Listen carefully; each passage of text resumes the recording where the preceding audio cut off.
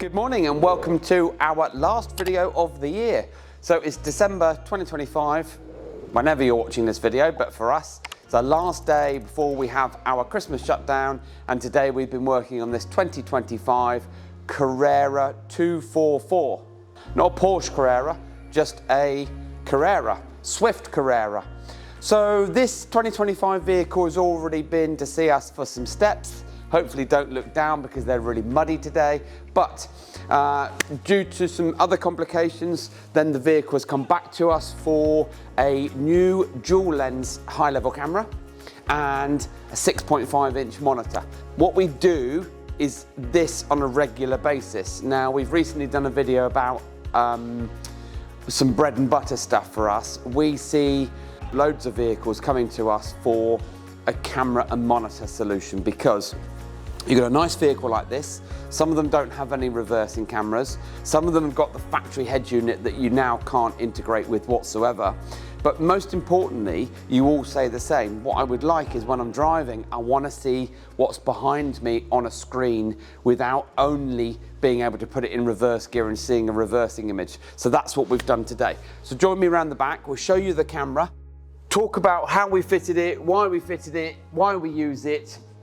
Now, there aren't too many dual lens cameras out there that sort of keep or in keeping with the back of the van. There are cameras that will fit on the bumper. There are cameras that fit on the actual doors here. And you can, if you wanted, have an ugly looking commercial body mounted one on the top of the vehicle.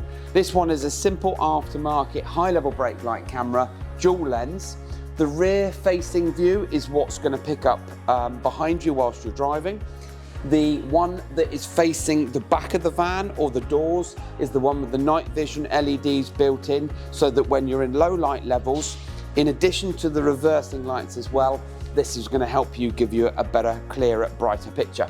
So the brake light stays exactly the same. We take away the old factory brake light, we take out the brake light gubbins, and we put them into this new aftermarket housing, and then it gets screwed back on. The cabling gets routed all the way down to the floor, and then that gets cable tied all the way along the bottom, but in some plastic Copex tubing, so that keeps it waterproof, keeps it safe, keeps it secure, out the way of any stone or other kind of damage that goes underneath, because it is an audio video cable, and then pops up into the driver's step area where we tap it up to ignition, power and ground, well, the same thing, ignition and ground, and also reverse gear trigger, and then we fit the monitor. So join me inside, I'm gonna have a quick look at the monitor.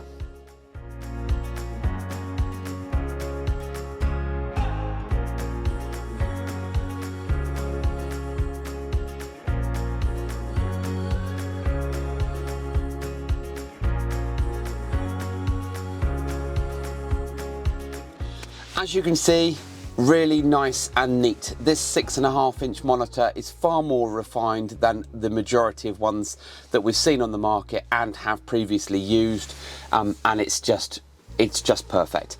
The cable is mounted up over the top, you can't see it. We've even fitted a replacement mirror stalk so that it fixes to the windscreen. The blind here still works and doesn't get in the way of the operator or when you want to sleep. So that goes back down there. As you can see, it doesn't touch that whatsoever. Whenever we do one of these, we'll always check to see whether you've got the barn door blinds or the Remy blinds that come in. If you don't have a cutout for a mirror, then we can't fit one of these unless you're willing to not use the blind. But this is now nice and neat with the cabling pulled down to the driver's side, a nice clear image. So I'm going to start the engine now. Now, because we've got LED lighting in here as well, what we always do is we fit a noise filter. Now, a noise filter gets fitted to the power line of the monitor and the camera so that you don't get too much alternator interference, which is very, very common on these vehicles. Now, at the moment, this is on the standard default view. We're not going anywhere. If I put the vehicle into reverse, you then get the downward view. Of course, now you think about how high that camera is. It's a lot taller than I was, stood at the back of the van. So that camera view is then pointing down to the floor. You can see the bumper, and it means that you're not going to drive into anything, and you've got a really nice view of what's behind you. So let's take it out of reverse, put it into drive,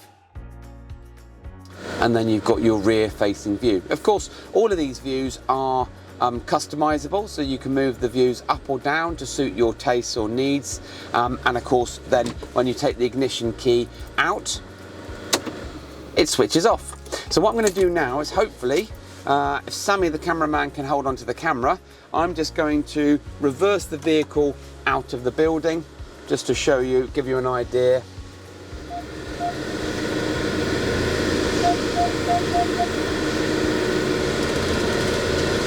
There we go, bit of a bump there. So if I stop here and then pop it into drive, there we go, we've now got the rear facing view. So this is what's going to be on your screen all the time whilst you're driving.